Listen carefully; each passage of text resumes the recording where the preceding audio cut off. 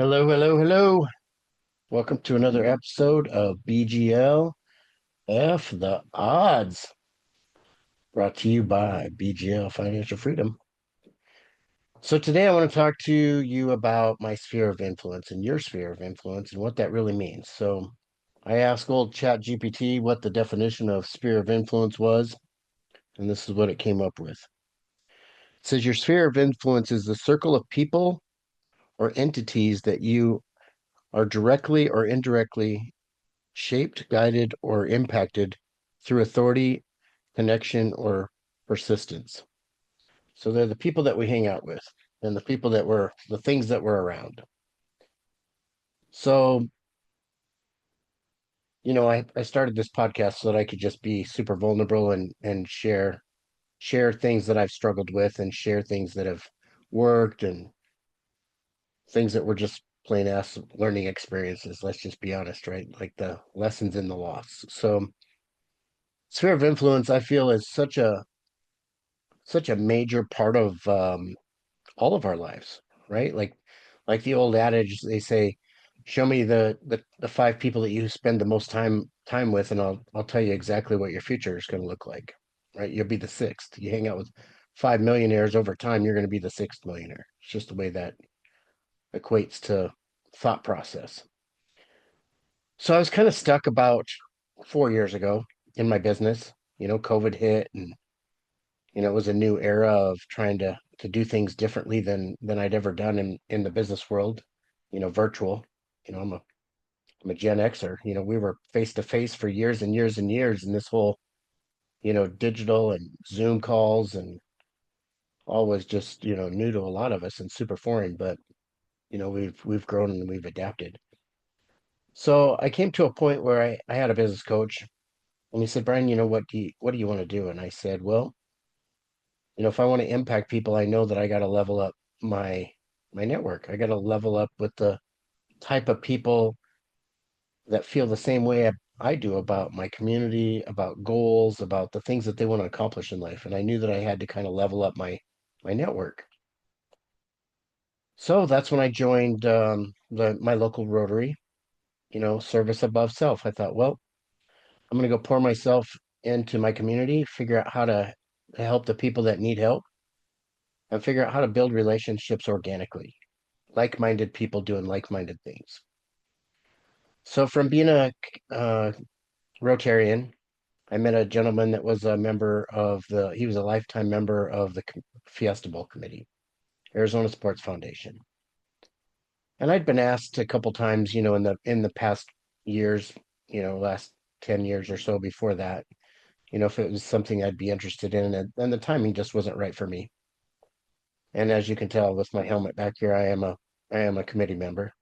I'm a yellow jacket with the Fiesta Bowl, but so the process to do that is, first of all, we raised $4.3 million last year as an organization, that all went back to our community. We did 1.25 million in grants for teachers, wishes for teachers last year. 500 teachers got a $2,500 grant that got to go right back to their classroom for their students in their classroom. So, again, leveling up of my network of the people that I surround myself with, of like-minded people that want to do more in their community. I knew eventually at some point, I wanted to build friendships that we could work together. These are business people, most of them are self-employed business owners. But it took me 2 years of just volunteering.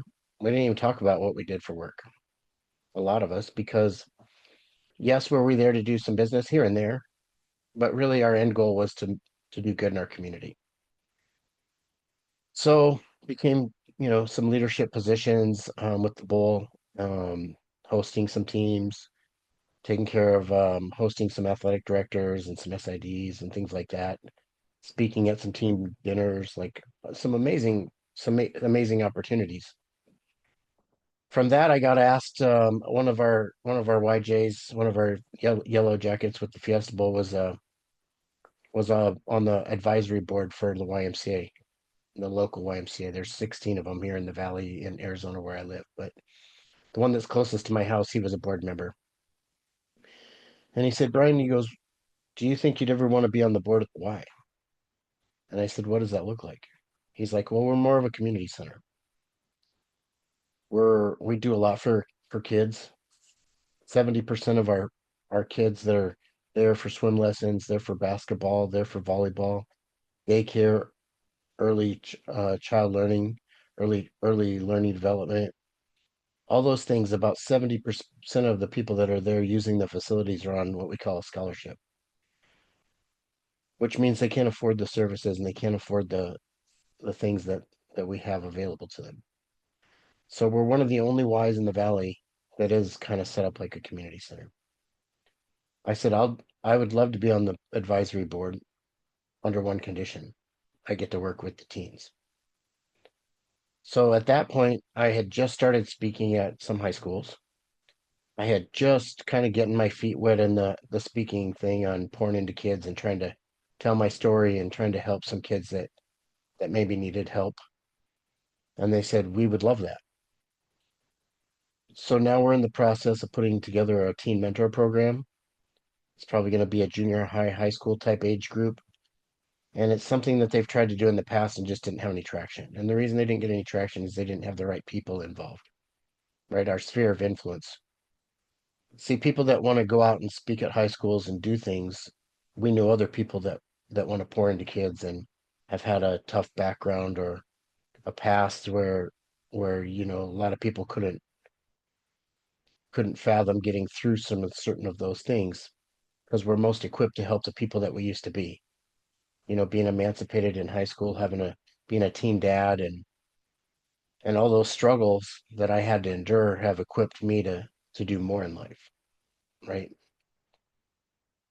So being a part of the Fiesta Bowl, being a part of Rotary, being a part of the advisory board at the YMCA has really opened up my network to people that I want to work with.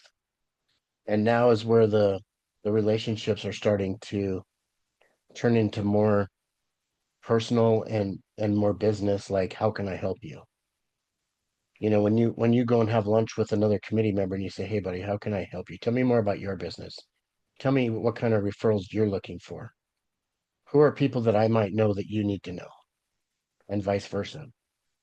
See, now you're using your sphere of influence to really impact the world on a personal level and a business level. And that's been a game changer.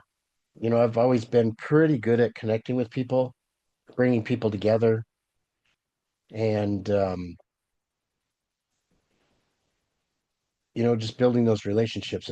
If I see somebody or if I see a video that reminds me of somebody that, let's say it's somebody who plays a lot of golf and I see a reel on kind of a funny comedy golf skit or something, I might send it to him, say, hey buddy, hoping you're having a great day. Hope you enjoy the video. Something simple. But it keeps you in front of people and it keeps you letting the people that you care about in the business world and in the personal world that you're thinking about them, right? They're relevant, they're important. They know that you care about them, that you're not just there for yourself.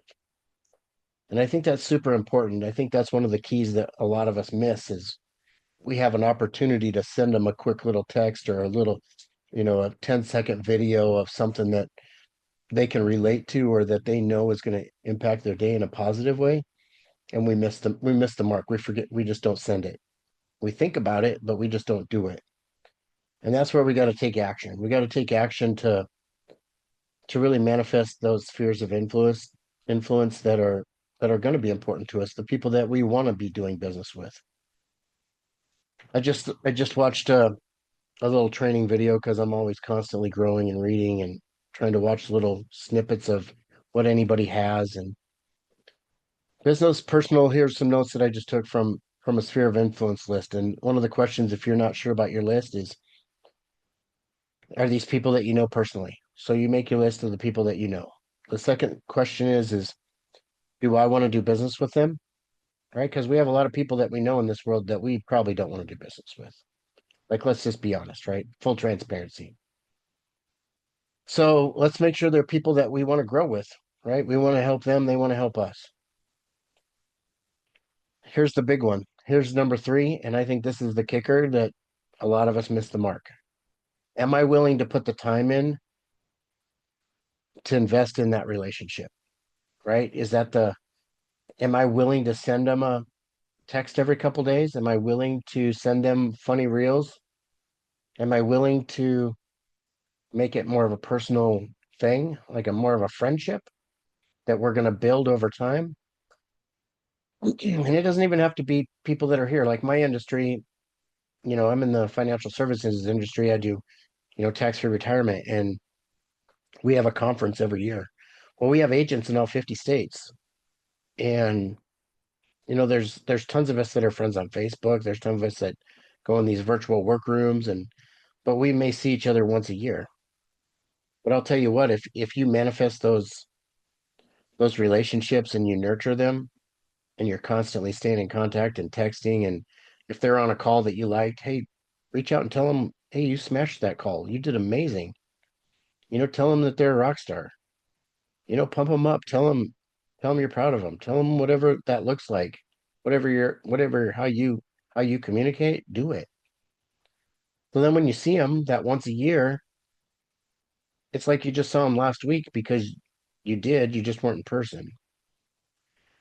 So I think it's so important that we take the time to show the people that we want to do things for that we care. And just those simple things, will get you to where you want to go. Right? You surround yourself by the right people and you continue to grow those relationships. You can't do anything but good things in the world because you got the right people in your corner and you're in their corner and you work together. So that's what I got today on sphere of influence. And be careful, don't let the wrong people in your life because that can be detrimental to your mental health, your physical health, definitely your business, right? We don't need all that in our business. So protect yourself, protect that list, and the people that deserve to be on that list, make sure you deserve to be on their list too. That's all I got today. Go be great today.